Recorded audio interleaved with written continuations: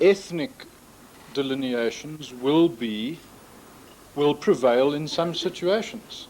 In other words, Venda could probably produce quite a strong case to a judicial commission with no political ideology, one hopes, for Venda being a canton. But then similarly, you could produce a strong case for Nigel Mandy, for example, would go and argue very vociferously for a metropolitan canton, including Soweto, Johannesburg, Dobsonville, Edenvale, and so on. So he would want to include that. Then others would come along, presumably a ZAPO, would come and say, no, we want Greater Soweto, including Dobsonville and Deep Meadow, to be an independent canton, and they will argue it out. And the evidence will be heard, and one will be ethnic, and one will be non-ethnic, and others will be administrative and in terms of efficiency of services and so on. In other words, really, all evidence is leadable. But I don't think we can stand here now and say, for example, that Bophuthatswana or KwaZulu are cantons with which to start. How many parts is KwaZulu? Components, I don't know, 20 or whatever. Now, that's really just not a very appealing kind of canton. It's more likely that you can say the Makotini Flats are one, which comprises one magisterial district, and then Durban Pinetown, including the parts of KwaZulu that fall within the Durban Pinetown complex, are one. So you excise out of KwaZulu into the Durban Pinetown canton part of KwaZulu. In other words, that's the kind of thing I would see this Canton Judicial Delimitation Commission doing, is starting with a premise of magisterial districts and then hearing evidence as to why they should do differently. Now, some magisterial districts cross these homeland borders, and the magisterial boundaries seem to me to be more logical than the homeland boundaries, but in some cases maybe they aren't. In some cases maybe there's a good case to excise part of a magisterial district and put it into an ethnic canton or district. Now, onto the art of selling. Let me immediately say that there's some sort of simple truths everyone knows. Firstly, you package the product according to what you think is appealing to the consumer. Now, as women over here will know, maybe you don't know, that lipstick is essentially Vaseline with coloring and flavoring in, and apparently the most expensive lipstick in terms of the content is something like 15 or 20 cents or whatever. But the point is, when you're going out on your new special date, or to have dine with the Queen or whatever you're going to do, or Princess Di or something, you don't go with your probably equally good biologically or chemically or whatever OK Bazaar's lipstick. You go with your Christian Dior lipstick. And the Christian Dior lipstick costs 20 Rand instead of 1 Rand, or I don't know what lipstick prices are, on account of its packaging. And it makes you feel nice, and you think this is great, and you don't mind kissing Prince Charles on the cheek or whatever. But packaging is so important. And the thing is to package it for the consumer. If you are talking to with it young hippie type jazzy students or whatever, you don't go into a long diatribe about the efficiency of the profit motive and capital formation and resource allocation and so on.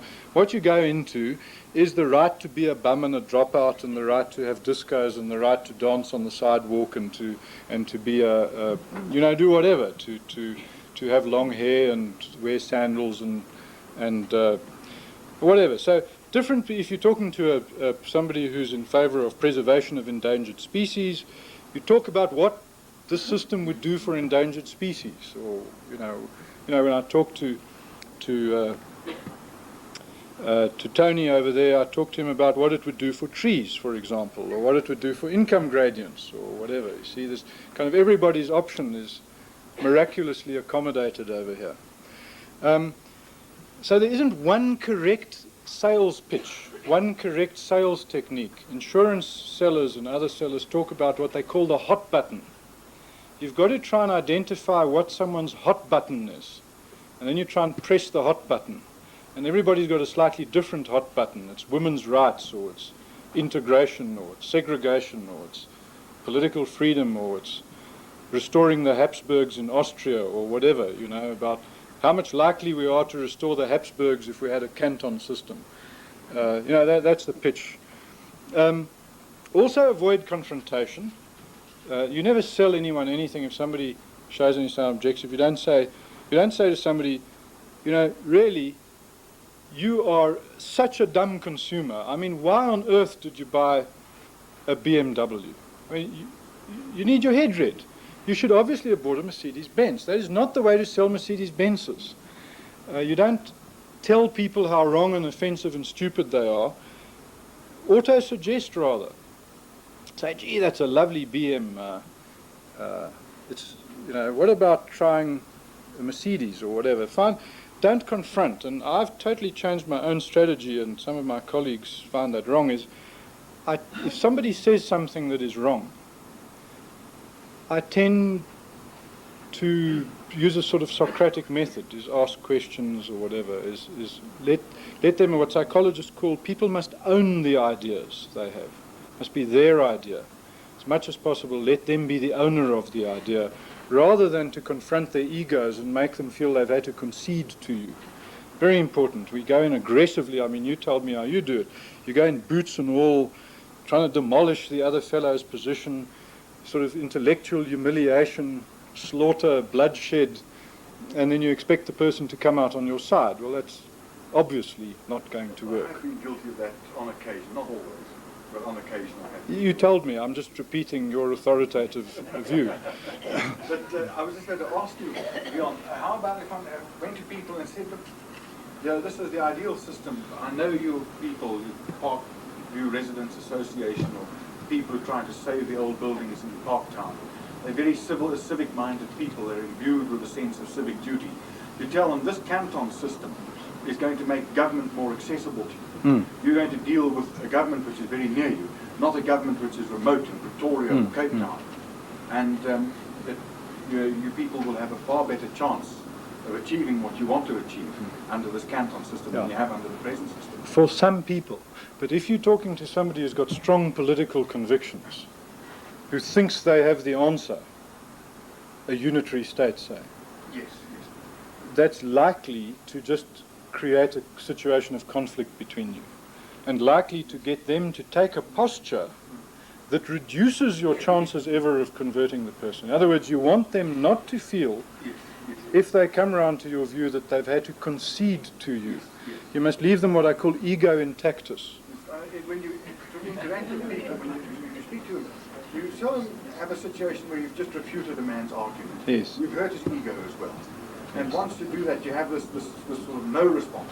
Right. You start off that way with people, then you don't stand much chance. Absolutely, yeah. Because you've offended his... Gent, it's also called sometimes the softly catchy monkey approach. You don't go rushing out screaming and shouting and expect to catch the monkey. What you do is you go up saying kuchi kuchi koo, and you sort of get very close, and then you put your bag over it or whatever you're doing. And be patient, no rush. It's quite interesting in the Free Market Foundation's work how we get people literally coming to us 4 years after we last had contact with them, or 3 years, and it's taken us almost like a seed growing. 3 years later, they come and I'll give you an example. One mayor who'd heard me 3 years before this happened. They were sitting in the council chamber once debating the question of how to keep rents down. And something just said to him, now there was that guy once 3 years ago who had some really interesting ideas about keeping expenditures down. And he remembered who I was, and he remembered that they seemed to be feasible ideas, and he came around and he's persuaded. But only 3 years afterwards. I'm not saying we can wait 3 years, but one has to realize that Milton Friedman had an interesting experience with, who was it? Doesn't matter, some academic wrote about how he'd said to Milton Friedman after he'd heard him give a half-hour speech, he said to him, I never used to agree with you, but I must admit, having heard you now, you've convinced me. And Friedman, this chap has written it against himself. Who was it? It was the dean of the business school at Cape Town. The story goes that it was at a luncheon in Durban, and then just one of the businessmen got up and said that. And anyway, then Milton Friedman said, somebody who can be persuaded in just half an hour isn't worth having on your side. In other words, he said you actually would be a much better person if it took a longer time and it was more difficult to win you over. And there is some truth in that. You don't want sort of flighty, flibbity, gibbet converts. Actually, 20 years is quite a normal one to conventions. Yes, it is indeed. I'm just not sure if the angel Gabriel is going to permit us 20 years. We've got to move a little faster. Eh? Professor Fugel told me to get a book called Stalking the Wild Taboo. It's a book that thick. And what it does is give research in Canada, which is that it takes the average person 5 years to accept a new idea to the extent that you'll be able to use it. Yeah, psychology, by the way, there's a lot of work in this, that people have all sorts of fears about changing their position. Firstly, the position they occupy is one in which they have invested a lot of intellectual capital. Secondly, they're not sure what the full implications are of changing a particular position. There's a sort of domino reaction that occurs. In other words, if idea number one turns out to be wrong and it fits neatly into your internally logical scheme of things, your logic bubble, and idea one turns out to be wrong, what are the repercussions for the rest of your logic bubble? Now, people don't know. It's risky to change a value that you have. If you don't believe in transcendental meditation and someone persuades you, gives you a plausible argument in favor of it, there's perhaps a fairly sensible defense, resistance mechanism. You want to brood on it a while and digest it and realize what the full consequences are of such a persuasion or vice versa. A very obvious example is one's religious convictions. Commonly, most people with or without religious convictions are confronted with very convincing evidence that maybe another religious conviction is better or correct. But there would be a tremendous reluctance to adopting it. One has to actually work through the psychological domino effect. And also there's the ego thing. I mean, can you really... like Milton Friedman is best known for his theory on money, monetarism, and increasingly it's emerging that he actually has been persuaded by Hayek's monetary theory. But, I mean, can you expect him, what he's famous for and won the Nobel Prize for, to actually suddenly come out and say, well, actually I've been wrong all the time and Hayek's been right. But he's now saying increasingly many conciliatory things towards Hayek. For example, he says monetarism is a politically practical policy. Not so much that it's theoretically correct, but that it's saleable to politicians. In other words, he's beginning to qualify the intellectual claims about monetarism. So he's got a big ego thing, a big intellectual, big investment in sticking to his position. And one has to be sensitive and responsive to these things. There are social consequences. I have a friend who was a Marxist journalist. When I met her, she came to interview me about a few things, and we got chatting. And eventually, she became persuaded. And eventually, she actually got quite emotional and said she never wants to talk ideology to me again. Now, why was that? Well, there was something very, very dangerous facing her. If she actually changed her mind, without her having articulated it, which she subsequently has done, incidentally, her real problem was, what will happen with all her friendships? Her circle of friends, her whole style of life. You know, there's a certain way you have to be when you're a Marxist. You smoke dope and you sleep on a mattress on the floor instead of a bed, and you wear sandals and well, I mean, they're characteristic. I mean, they're not exclusively true, but there's a certain sort of style, you see. And anyway, but the point is, I lent her a book on free market economics that she actually hid away under her mattress, and she didn't want her friends to see her with such a book. There was a whole emotional, social issue involved. It's not just a political, ideological issue. And the conversion did in fact entail an entire change of lifestyle for her. She had to get a new circle of friends and just start being a different person. It's a major thing that happens to one if you have such an intellectual conversion. Then I'm very much in favor of slogans and cliches and things. And I talk about depoliticization, deregulation, devolution, denationalization, decriminalization, cantonization.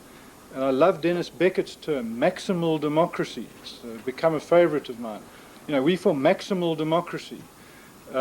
I mean, just imagine how nice it'll be if PW could go on US TV and say, we have decided to adopt a policy of maximal democracy, whereas you only have minimal democracy. It just would be such a powerful debating, you know, point at which to start the debate. And what I call the liberty option, which is a new option. We don't have the liberty option on the debating table. Now this is a new one that we're offering, and so on. The third option.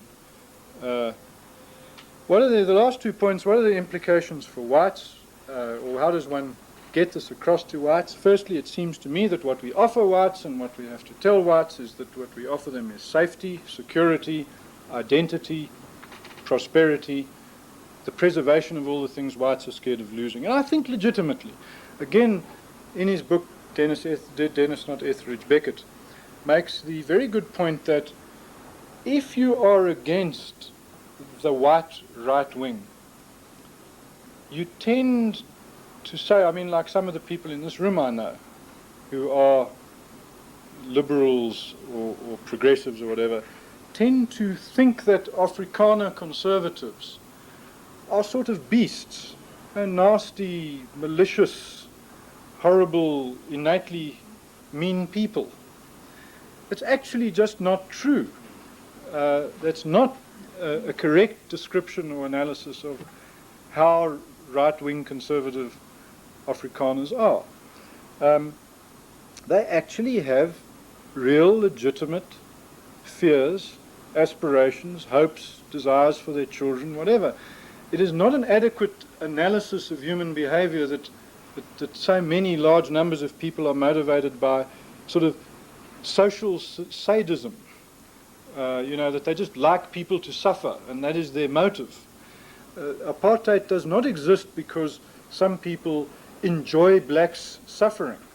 That is not why it's there. It's there for positive reasons, i.e. the benefits they think they will get from it, or the risks from which they think they save themselves. It's very important to realize that, and you know, when PW condemns the ANC or whatever, sure, it's terrible. Bomb blasts, people being burnt, all of these things are terrible, but recognize nonetheless that there is a legitimacy in why they have that view.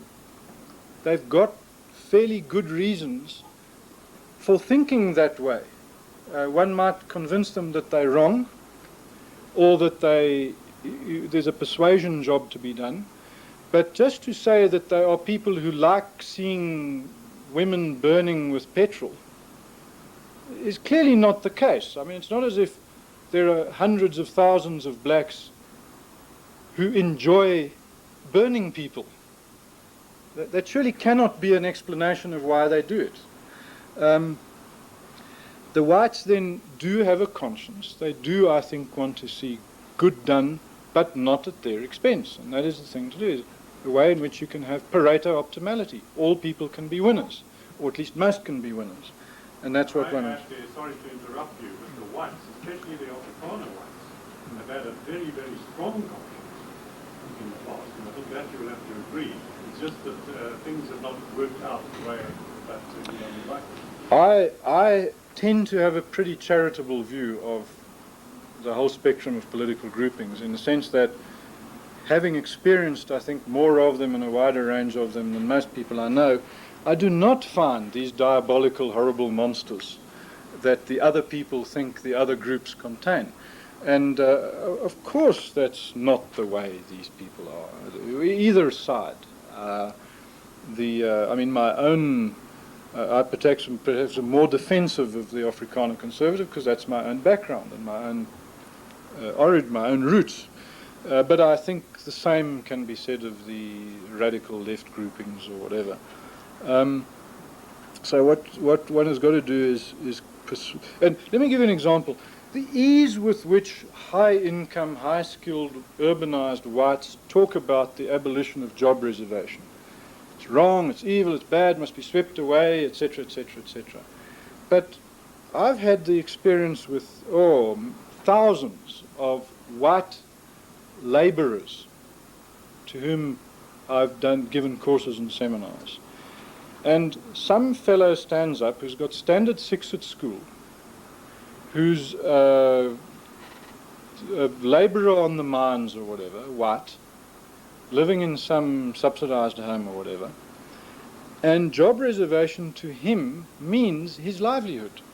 If it goes in his expectation or her expectation, some black person is going to take over their job, and they're going to be out on the street and lose their home and not be able to send their kids to school and whatever, and their kids will have no future, at least a substantial decline in their living standards.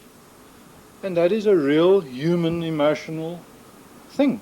And I think there's an inadequate sensitivity for the real world that individuals face when they take up their various political postures and positions.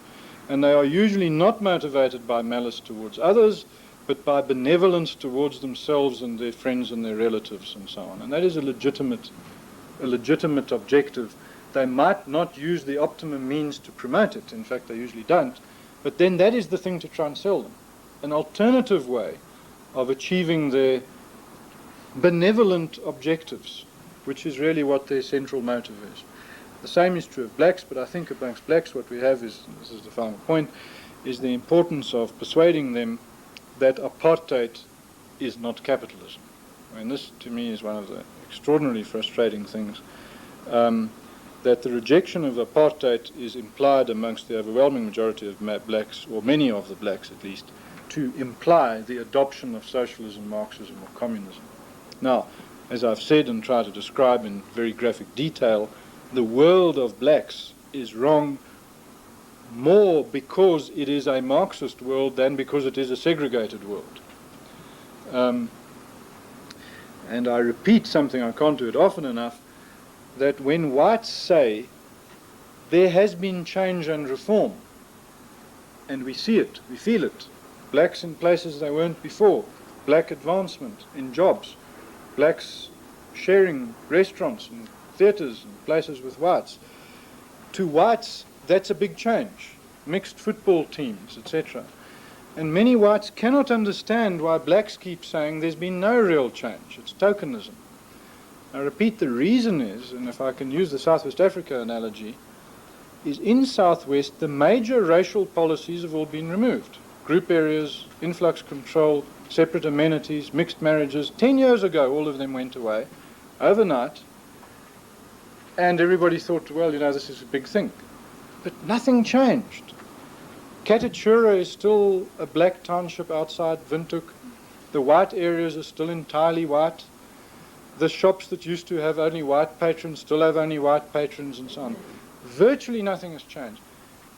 What really the problem is that Katatura is still governed by the old Bantu administration law, under which there are superintendents and permits and administrative discretions and controls and so on and so forth. So although notionally blacks are free to leave Katatura, in the real world that's not actually an option that faces them, in the same way that blacks in Harlem in New York have been free to leave Harlem for the last 20 years. They're in fact still living in Harlem. The way to get Katatura to be prosperous and viable is to get rid of in Katatura not the law that segregates the races, but the law that has always and continues to prevent the blacks from advancing, which is the same types of regulations and controls that liberated Africa still has. That is really, in my opinion, why liberated Africa, or most of it at any rate, stays the mess it is because they have thought that putting blacks in control of the machine is better than having whites in control of the machine. But it's actually the machine which was the problem, not the color of the people controlling the machine. And that machine stays intact. So whites have to be persuaded, blacks have to be persuaded. Their frustrations, and they list them regularly, it's been tested in surveys. What do they dislike the most? Lack of freehold title. bureaucracy, red tape, officialdom, insults, etc., etc. The vote usually comes about 6th or 7th in the hierarchy of things of black aspirations or demands. Surprisingly low. They have to be tempted by the miracle of the market, the free market miracles of the third world, Malaya and Hong Kong and Taiwan and Sri Lanka and Kenya and so on. And then also I think the fact that under this sort of system they really do get their own government. They really are effectively enfranchised, and they will not be effectively enfranchised in a unitary state. A unitary state will mean black minority rule, not black majority rule. The West's perception that as long as the color of the skin of the people in government is black, that equates majority, ipso facto, is of course a totally racist view. If they condemn a minority white government more than they condemn a minority black government, they are racists, because they presume that because we are white we should by definition be more civilized and observe human rights more and govern better. But a black minority government in Mozambique is not expected to govern well or observe human rights or not have detention without trial or whatever. Well, that's pure racism. It is an insult to blacks that says that by virtue of them being black, no one expects them to maintain high standards of government, and you can excuse the banana republics of Africa because they happen to be black. But if you're a white minority as opposed to a black minority, you cannot be excused. There must be a disinvestment campaign, international condemnation, because by virtue of being white you're expected to be civilized. And that is a racist view. We want to persuade blacks, I think, that blacks too can maintain civilized high standards of government. They do it in a few places in Africa, and our future is dismal unless we can have it done here too.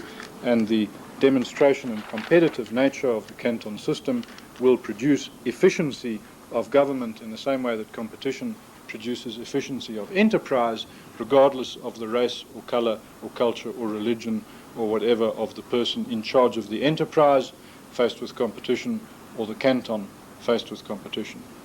And that concludes the series of talks, and I'm going to close with two stories that are relevant. One happened to me and one didn't, but I'm going to tell them both in the first person. I think I might have, some of you will know the stories, but they're worth repeating. And you can guess which one did and didn't happen to me. And that is when I was on my way to somewhere and got lost. Did I tell this story, by the way, when I was, then I won't tell it again. But no, let me repeat it, because it's relevant. I got lost, and somebody said you must go this way, that way, that way, and then eventually they said, well, actually, if you want to go there, you mustn't start here.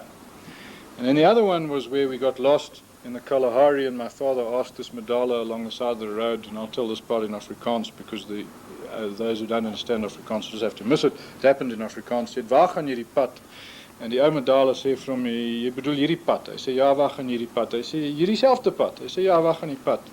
Hy kyk my pa asof hy mal is. Hy sê, hierdie pad waar jy nou langs gekom het. Hy sê, ja, waar gaan die pad? Skoppie stof sê, hy sê, hierdie pad? Hy sê, ja. Hy sê, nee, hierdie pad, hy gaan nie, hy bly hier. Now, in elk geval, I hope that we're on a road that goes and doesn't stay. But if that's where we want to go, this is not a good place to start.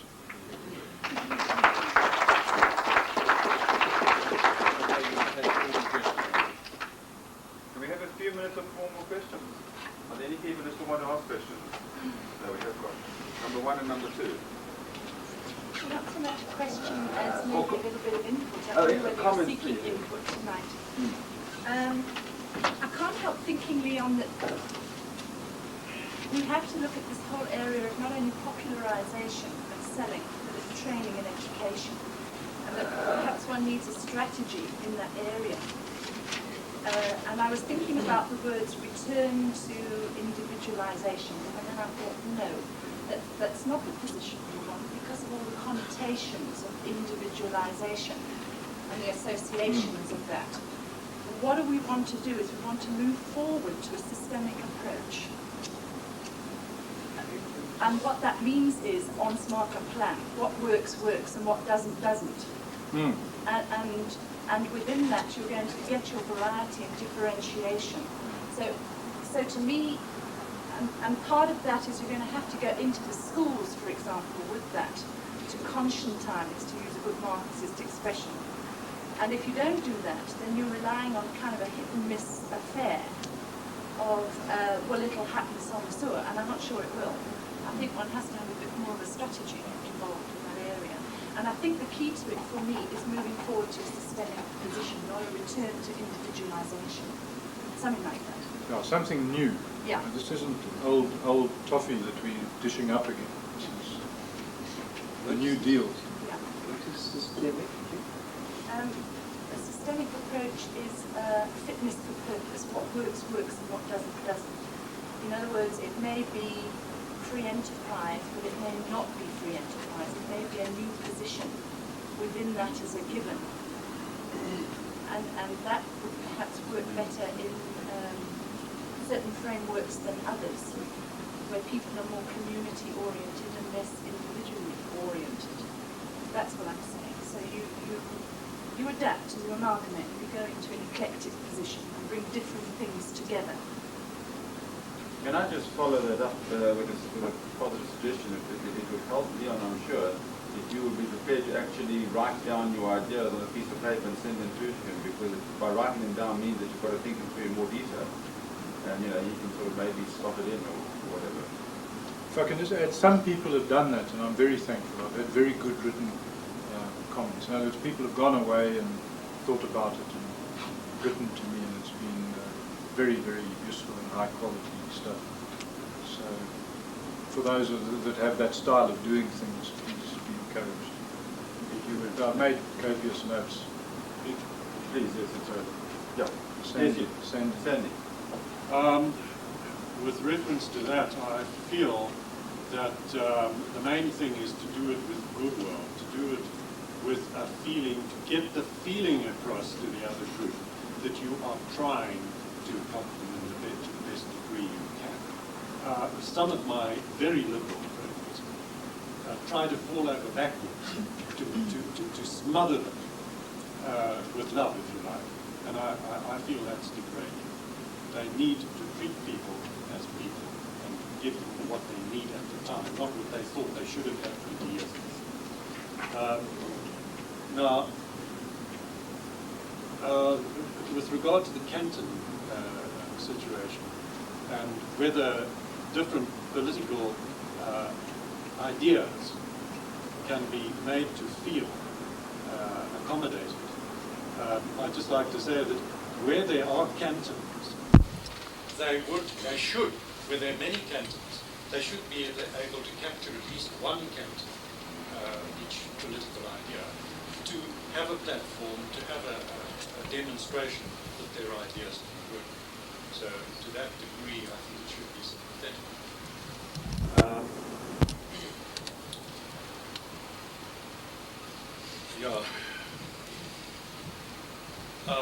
With regard to the blacks having taken over the whites' machine, I found in my travels through Africa that many, where the regime had replaced blacks with whites with blacks, it was actually the whites were very much kinder to the people than the blacks were, for reasons of lack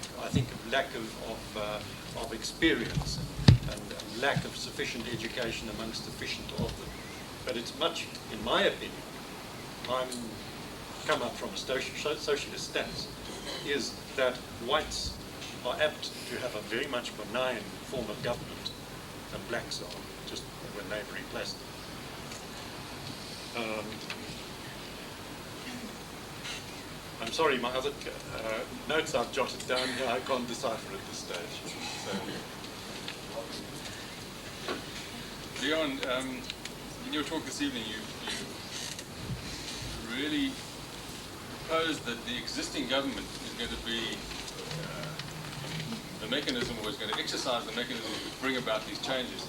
There must obviously be a great danger that because they propose anything or propose to use anything, that it loses credibility.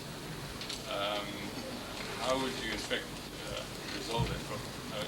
Wouldn't the idea coming from a different source be a lot more acceptable to most I think it's Hobson's choice. I think one of the things that opponents of the government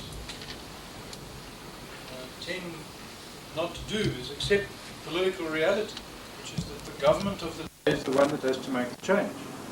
And that's just a fact. What I do think has to happen is that it should not be captured as the platform of one political party, e.g. the NAS. What I hope to be able to do and contribute to is just to generate a climate of opinion, a populist movement, a conscientization of society, to use this brilliant Marxist word, so that it's not seen to be the Nats policy, but ultimately the Nats have to introduce it. If the Nats do something perceived by their opponents to be good, there's no reason why the opponent should reject it. I mean, if the Progressive Party calls for the removal of government intervention in sport, and the government removes discriminatory laws from sport, then the Progressive Party shouldn't say, oh, well, you know, this has now become a national party issue, so we've now got to become for some other sports policy. It seems to me that there isn't a need for each party to have its own little property, to have each one to have a different set of political prescriptions. Interestingly, I've often complained bitterly about the problem of politics in South Africa in that in most parliamentary sessions in excess of 100 new acts are passed. On average, only about 5 are opposed of that 100. The other 95, maybe 10 of them, there are clauses which are renegotiated in parliamentary committees or whatever. But there really is no opposition politics. 95% of laws passed are passed with the unanimous approval of all parties. And what you read about in the paper is the 5% which are peculiarly racial, on which there is debate. So the idea that the majority or all of the parties in Parliament at any rate, in fact, have the identical opinion on 95% of issues before them. And I lament this because the only issue in South African politics is race. Parties do not take positions on environmental, social, economic, educational and other issues. I mean, now only beginning to get conscription as a party political issue, but that's only because of the racial aspect of it, namely that the army is in the townships. When they weren't, it was, you know, a few progs now and then would sort of wonder whether we really need it, but issues like that are not party political issues until they become racial. And that's an extreme poverty of South African politics. Is that the only politics we have is race politics. Sorry, I've got a question in front there. How many more people want to ask questions? Number 1, you have asked 2, and then 3, 4. Could you go ahead? Yes, I just feel that perhaps we should look into perhaps defending ourselves a little better when we see the alternative to our systems in Africa. For example, in Mozambique, if we could go into the problem of the refugees that apparently are coming over the border in their hundreds and thousands and are absolutely swamping the black areas in the eastern Transvaal. And I believe the churches just don't know how to help these people any longer. They are coming, they are naked, most of the women have been raped and therefore they are pregnant. And they have absolutely no possessions, no means of getting a meal, no place to sleep. And this is the result of Marxism in Mozambique.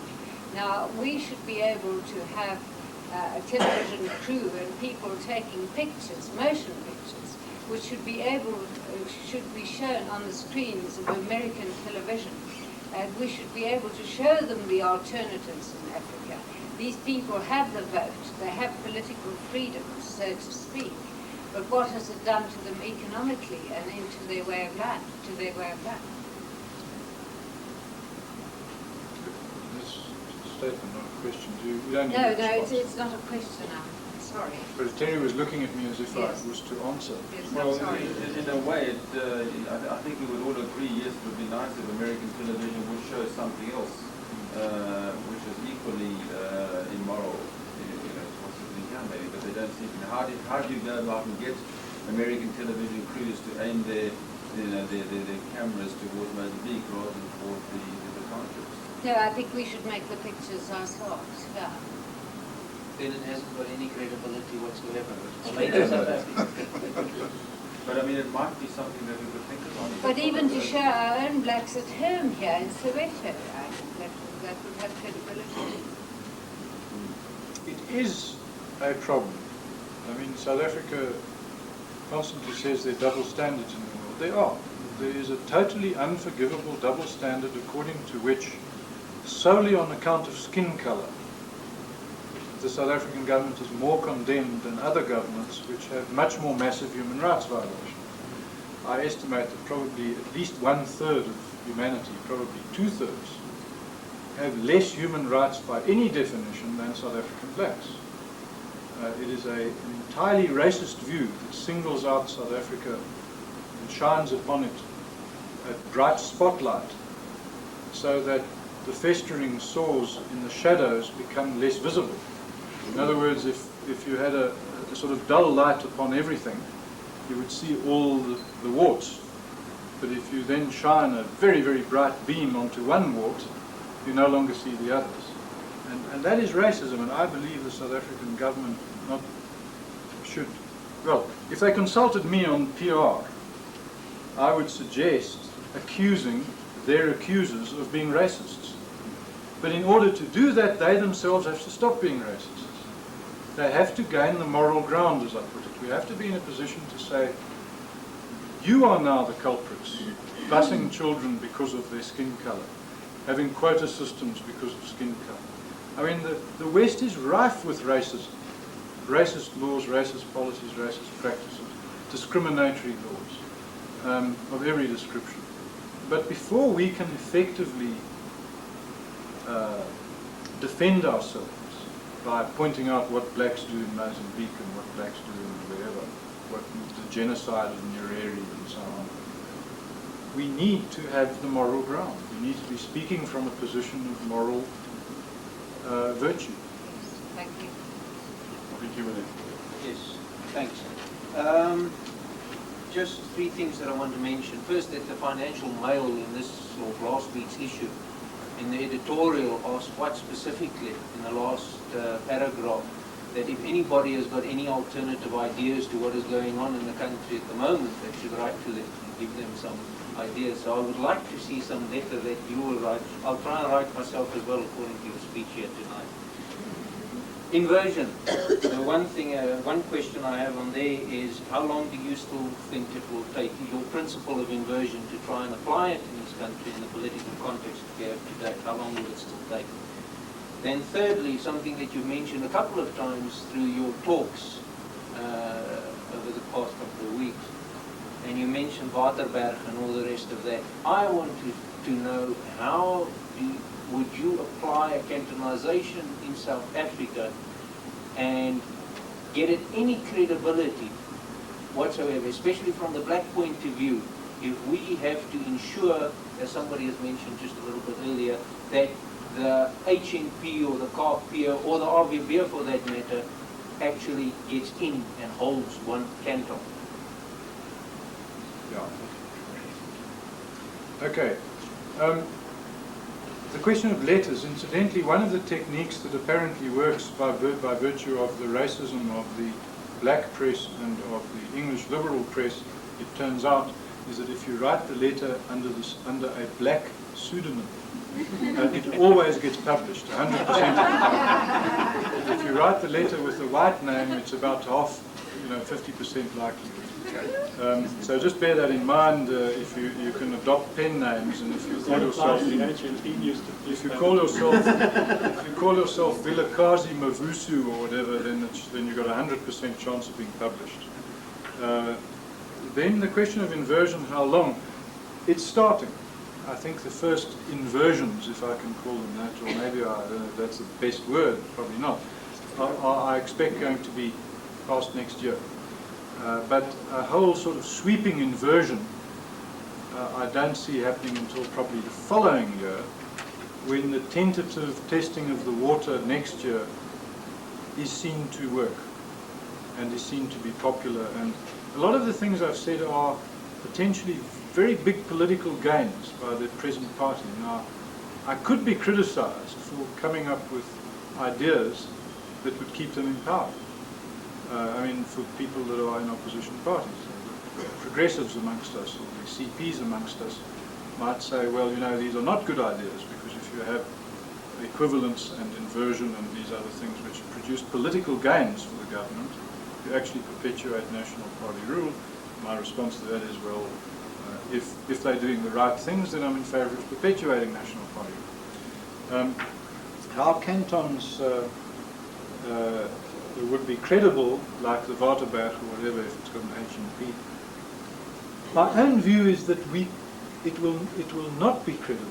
We will continue to be accused of having apartheid so long as there is one Beer stronghold somewhere with separate swimming pools for whites and blacks. Yeah, I understand that. My question is not actually about the credibility of that, and that the blacks is going to be... How are you going to get the system that 3/4 of all the cantons will be totally multiracial because they choose to be, or whatever it is, but you will give these guys a chance to take over, which they can't do numerically. It doesn't matter where they are in the country. They can't do it if you give one man, one vote on a cantonized basis and trying to vote something in.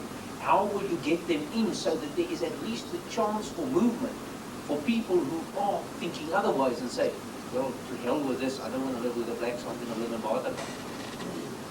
How are you going to get that? Because you have to give that option, otherwise you will not be able to sell it. There are a number of things, by the way, and one of them is actually, the simple one is land purchase. And I think to their credit, and I really do think this needs to be recognized by opponents of the radical right, is they have offered to buy the land. And I don't see how anyone can object to that. I think the proprietor over any house, like in my house, nobody objects to me saying, I do not allow people with red hair in my house. I discriminate against people with red hair. You might say Leon Louw's a nut, or is a fruitcake, or you don't like him, or you're not coming to my house unless I let people with red hair in. But nonetheless, very few people would contest my ability to place any requirement I like as to what conditions people come into my house under. They must take off their shoes, they must crawl, they must bow to the east, they must lick my feet, or whatever I want them to do first. Most people, they might think I'm a nut, but they will recognize my domain. I'll be the king of my castle. Similarly, it is pro-democratic for people who buy up the farmlands or the properties or the towns in the Waterberg or Excelsior or whatever, or this Republic of Afrikaner, to establish their domain. And I think that liberal, truly liberal people would come out in their defense. There's a lovely thing in America, it's a legal foundation called the Liberty Foundation. And I used to be a member, but somehow I've lost touch with them. And what they do is they raise money in order to protect unfashionable people who have a right. To give an example of one of the things they did is, the Ku Klux Klan wanted to have a march in Atlanta, which is black. And they wanted to march down the streets with placards saying, you know, let's drive all blacks into the Siberian tundra or whatever. And they were prohibited from doing so. Now the Ku Klux Klan have very, very few supporters in the USA. They're regarded as nasty fascist, Nazi right-wingers, etc. And this Liberty organization took up their case with the money which the Ku Klux Klan didn't have, because they're very few and they tend to be from the lower socioeconomic groups amongst whites. And they fought it all the way to the American Supreme Court and got an order entitling the Ku Klux Klan to have an anti-black protest march in a black area. And the Liberty Fund finds the Ku Klux Klan as offensive as anyone else. But it is necessary, if you're a believer in liberty, to defend and come to the aid of people who have offensive views that do not entail the violation of someone else's rights. Liberty implies the right to be offensive, to have values that other people condemn and can't stand. And I would defend if I was willing to defend the Ku Klux Klan in Atlanta, I'd be all the more willing to defend the Avia beer in the Waterberg, as I would the ANC or ZAPA or anyone, Nazis. If people want to, anti-Afrikaner or anti-Louws or anti-Leons, I mean, if somebody says all Leon Louws are morons, I'd forgive them for having that view, and I would think they're entitled to have that view, and I would defend it. I think free speech that is pro-liberty, and that is what I would call gaining the moral ground. We would say to the world courageously, boldly, honestly, with full integrity, that it is liberal to allow the Avia beer to exclude blacks from their swimming pool. That is a liberal position, not a conservative position. Can we take the last two very quickly, please? Sandy at the back and then... I don't know whether Leon dealt with it before I got to these talks, but I think the incentive taxation ideas, based on Henry George's Prevention of Alienation of Land, will, in a way, would assist in the taking over of land. Now, I've got a young friend whose grandfather's farm was bought out and given over to the blacks. And it's had the effect of, I suppose they were in that area initially, but making them very strong HNP supporters against the government. And I can sympathize with him. The method of taxing all land to obtain money for the government, to me, seems a good idea. I haven't gone into it to its nth degree, as Leon was going into things earlier, but that is, to me, if Leon can mention that briefly. And then, with regard to the West's, the outside world's view of our apartheid, which I've been against most of my life, I think a lot of their ire stems from a feeling of guilt. That they are throwing the light on us because they are guilty themselves. Then the other thing I think I mentioned earlier was one of the leading members of the Institute of Race Relations, which has been against apartheid for as long as I can remember. I think it was Professor Hornley, formulated a type of separate occupation of land by separate races in order to protect and advance those particular races. The problem has been, I think probably as Leon has pointed out, that some of the races have fared very badly economically. That is, and if there was economic justice, then the rest wouldn't be noticed very much. Then with regard to Leon's reference to referenda, I was told by one of my old friends that when they have referenda in Scandinavia, or one of the Scandinavian countries, before they hold the referendum, in order to participate in the referendum, they must show, beforehand they hold classes, lectures, on the aspects that are debated in the referendum. And in order to participate, people must have attended these classes, not have passed any exam, but at least have exposed themselves to the idea so that they can participate, at least to their satisfaction, that they know what they're talking about. Because, as I view it, the majority of people who vote don't know what they're voting for. Thank you. I'm going to ask Sandy the first question on George's and for Leon to pass that. It's an enormous subject. I suggest you buy him a drink afterwards and he'll spend the rest of the evening telling you about it. And would you mind passing that one? I think it's too big for now. I think you've made a little impression to have. Well, in one sentence, actually, I can deal with it. I agree with Milton Friedman that all tax is bad tax and land tax is the least bad. You want to answer the other thing, or? No, I think they were comments. Thank you. That deals with it. Last question. My point follows on from this gentleman's here. Part of that systemic approach to training and education for me is a particular focus on the role of government and the role of the private sector. I haven't heard you talking about that by name during the lectures that I've attended.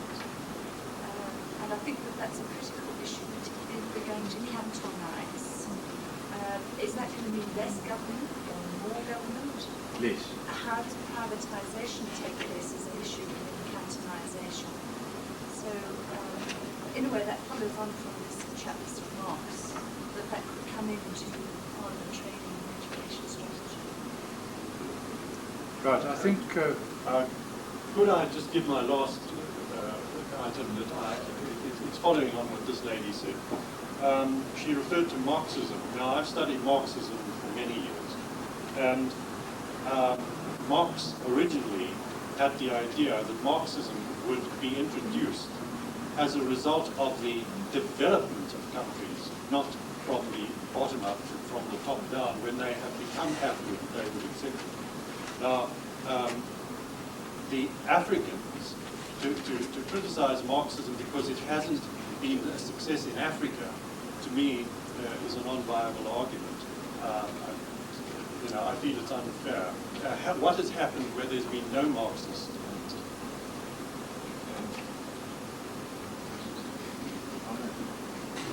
What's happened where there's been no Marxism? Yes, I can't think of one. I'm just saying that. No, there are many. Ivory Coast, Senegal, Kenya, Botswana, You mean they worked out Nigeria. well? They're very prosperous countries. Okay. In fact, I think in 1984, of the 5 highest growth rates in the world, 3 of them were in Africa. So that the absence of Marxism in Africa is just as effective as the absence of Marxism anywhere. Ladies and gentlemen, I'd actually like to wrap it up now. I think we've got till about 8 o'clock in this hall, so you can stay on and talk to Leon afterwards. I think it's very true to say that South Africa is going through an extremely exciting period now. And you asked, how does privatization do? I mean, do you want a response to that?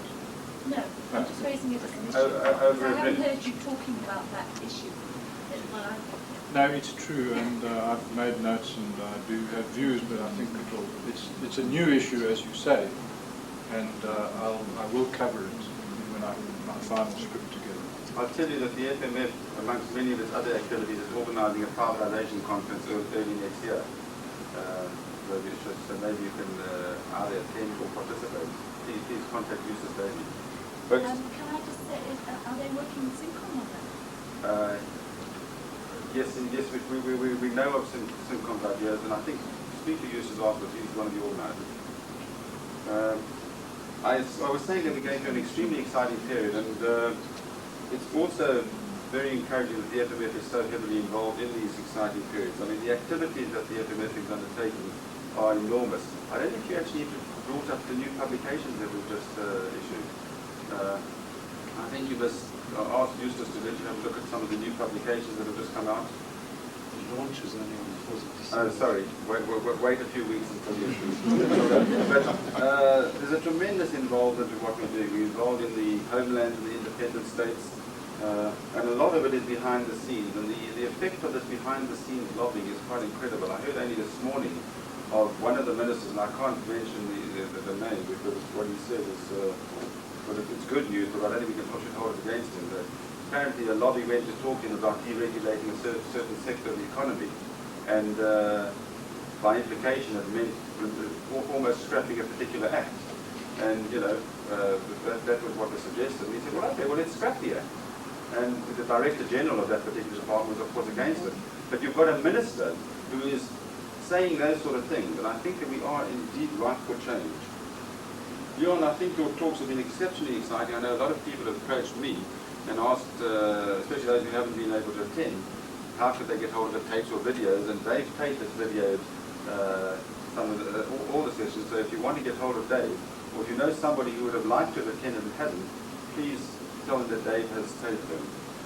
We've listened to, I've worked out, roughly 15 hours of you over the last 3 or 4 weeks, and certainly I think that the level of boredom has been very, very low, and that really does say something for what you've said to us. Now, it may seem to you, as it seems to me very often, and it's almost annoying, the ease with which Leon gets up here and comes across with his very profound concepts and thoughts and so on. But again, if you do a quick calculation, he's spent probably 10 years and 360 days a year, probably, I don't know, I said 20 hours a day, it's probably more, probably not unreasonable, but at least 10 hours a day. So you're talking about something like 36,000 hours of thinking behind this. And that explains why he can get up and make a speech with about 10 minutes preparation. Leon, we're all eagerly awaiting your book. It would be nice for you to be able to get up in a few months' time and tell everybody not to do as I say, but do as I do, i.e. the writing. Although, of course, he's written a hell of a lot also, and I think it's unfortunate that nothing's coming out in books. And lastly, I'd just like to say I'm reminded of one of our friends who left South Africa some time ago, went overseas to Buckingham and saw Buckingham Palace. And he wrote back and he said, you know, it's a strange situation. There's a lady in Buckingham Palace who calls herself the Queen. Now that's not so funny, but everybody actually believes her. Well, I think Leon, what I really want to say is that I think Leon thinks that he knows the answer, and what I hope is that everybody's going to end up believing him. Leon, well done. I think we've been very, very lucky to have heard you over the last 8 seconds.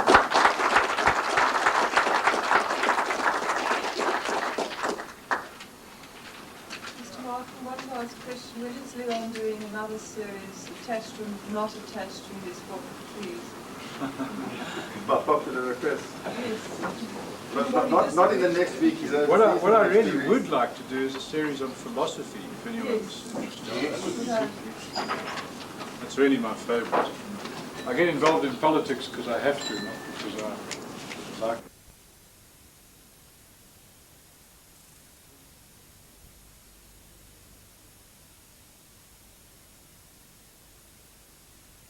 To hand over South Africa to these revolutionaries to do the same with this lovely country.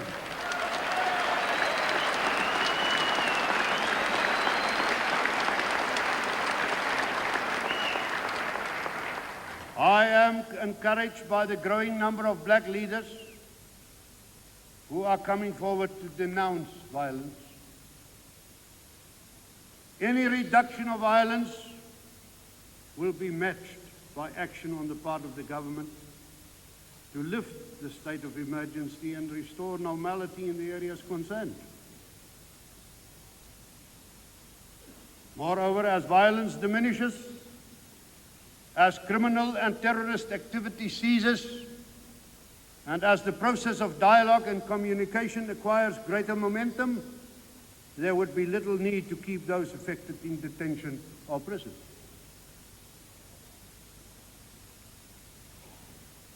The implementation of the principles I've stated today can have far-reaching effects on us all. I believe that we are today crossing the Rubicon in South Africa. There can be no turning back. We now have a manifesto for the future of our country, and we must embark on a program of positive action in the months and years that lie ahead. The challenges we face call for all concerned to negotiate in a spirit of give and take. With mutual goodwill, we shall reach our destination peacefully.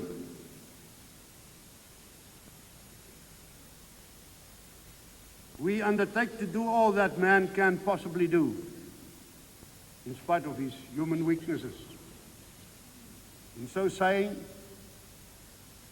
I pray that Almighty God would grant us the wisdom and the strength to seek to fulfill His will. I thank you.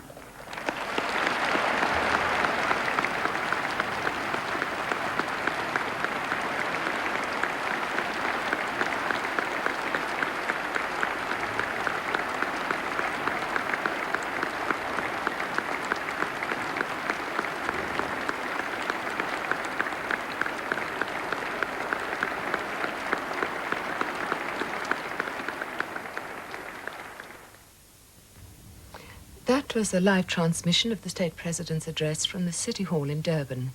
A shortened news bulletin follows in just a few moments. I'm going to make it. I know I'm going to make it. Not next week or next year, tomorrow. And if my bank doesn't understand that, I don't need them. Tell you what though, Volkskas has surprised me. Financial services for tomorrow's professionals. Maybe that's why more than 80% of all Volkskas clients use no other bank. I must say, Volkskas pulls its weight. Volkskas, your bank through thick and thin. Boys, today's the day. Everyone knows it's the little extras that show how much you care. Like caring for your wash with Stay Soft.